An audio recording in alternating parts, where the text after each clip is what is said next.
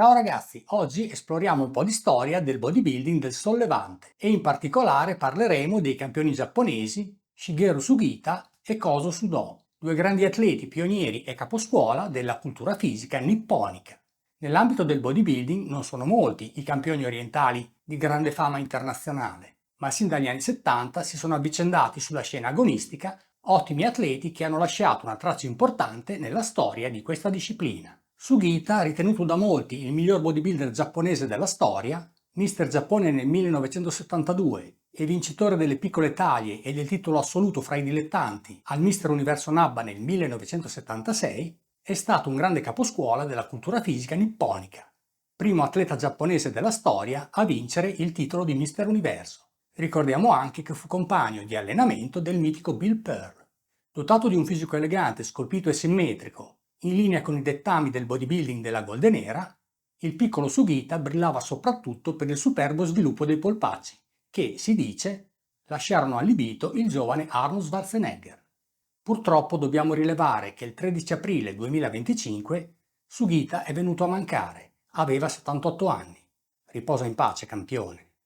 Kozo Sudo, due volte Mister Giappone rispettivamente nel 1974 e nel 1976, e vincitore della categoria medie taglie fra i dilettanti al Mister Universo Nabba nel 1976 davanti al massiccio Bertil Fox, è stato un altro atleta leggendario, le cui eccezionali eleganza e simmetria gli sono valse l'epiteto di Frank Zane giapponese. Sudo si distingueva per le eccellenti proporzioni, definizione ed estetica della sua figura, che lo rendono ancora oggi un modello dello sviluppo fisico statuario promosso dal bodybuilding della Golden Era. Due amici e rivali protagonisti di carriere sportive in qualche modo parallele, che negli anni 70 li hanno visti dominare la scena delle competizioni in ABBA, con incontri-scontri sul palco che hanno dato lustro allo spesso troppo in ombra mondo del bodybuilding giapponese. In questo video ne ripercorriamo brevemente la storia e la carriera agonistica. Enjoy! Shigeru Sugita e Kozo Sudo, nati in Giappone nel secondo dopoguerra, sono stati due pionieri del bodybuilding nipponico, due leggende che hanno contribuito ad alzare considerevolmente gli standard atletici della cultura fisica orientale.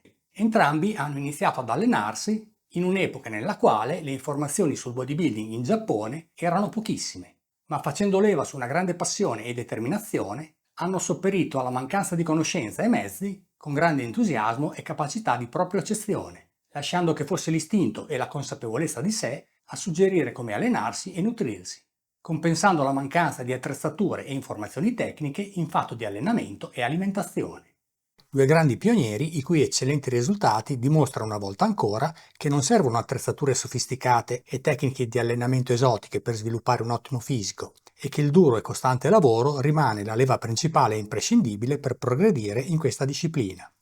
Sugita, classe 1947, originario della zona di Osaka, si appassionò e cominciò a praticare il bodybuilding intorno ai 16 anni e sebbene a quei tempi la cultura fisica occidentale fosse una disciplina quasi sconosciuta in Giappone e fosse difficile reperire fonti di informazioni sull'argomento, con passione e determinazione Shigeru cominciò a lavorare con tenacia, sperimentando diversi metodi di allenamento con l'obiettivo di costruirsi un fisico imponente. Dotato di una buona genetica per lo sviluppo muscolare, il suo impegno fu presto ricompensato da una consistente trasformazione fisica, tanto che dopo pochi anni di allenamento fu motivato a cominciare a gareggiare. La sua carriera agonistica cominciò a prendere il volo nel 1970, quando l'allora 23enne Sugita si classificò terzo nel concorso di Mister Giappone Jabba, un risultato eccellente che lo galvanizzò, motivandolo ad allenarsi con ancora più impegno ed entusiasmo, consapevole di poter aspirare a risultati agonistici di prestigio. La sua scalata ai vertici del bodybuilding giapponese e mondiale è progressiva e inarrestabile. Un anno dopo, nel 1971, sul palco del Mister Giappone Jabba sarà secondo. L'anno seguente, nel 1972, la consacrazione. Sugita si aggiudica il titolo di Mister Giappone Jabba, stendendo le basi per intraprendere una carriera internazionale nelle file della Nabba. Con una statura intorno al 1,65 m ed un peso di gara sugli 80 kg, Sugita presentava ottimi volumi muscolari assemblati in modo armonico e ben proporzionato, che gli permettevano di emergere sui palchi più competitivi dell'epoca. La sua carriera agonistica in ambito internazionale comincia sotto i migliori auspici. Nel 1973, sul palco del Mister Universo Nabba, si aggiudica un ottimo secondo posto nelle piccole taglie alle spalle del futuro Mister Olympia Chris Dickerson, che vincerà anche il titolo assoluto. Ricordiamo che quell'anno nelle piccole taglie gareggiò anche il nostro Libero Campi, che fu quinto in classifica. Sugita si ripropone sul palco del Mister Universo Nabba 2 anni dopo, nel 1975, aggiudicandosi ancora la seconda posizione nella categoria piccole taglie dietro a Jan Lawrence, che vincerà anche il titolo assoluto. Ma il successo è solo rimandato. L'anno seguente, nel 1976, la sua carriera come atleta dilettante raggiunge l'apice. Ripresentatosi sul palco del Mister Universo Nabba, Sugita si aggiudica sia il titolo di categoria nelle piccole taglie che il titolo assoluto davanti al connazionale Kozo Sudo, entrando nella storia come il primo atleta giapponese a vincere il titolo assoluto al Mister Universo Nabba.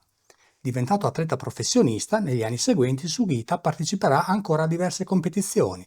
Nel 1979 sarà quarto fra i professionisti al Mister Universo Nabba.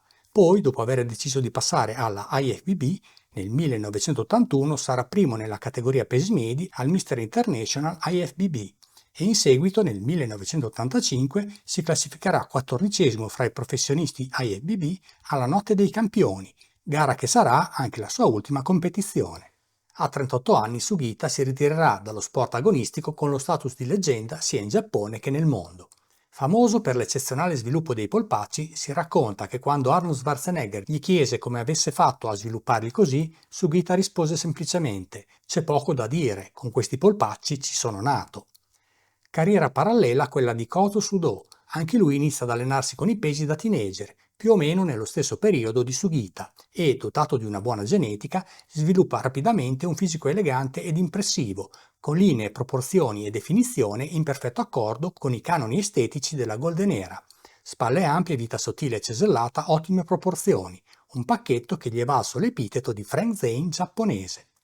Anche la sua scalata ai vertici del bodybuilding giapponese è rapida e inarrestabile. Nel 1973 si classifica secondo al Mister Giappone Jabba, ma il successo è solo rimandato.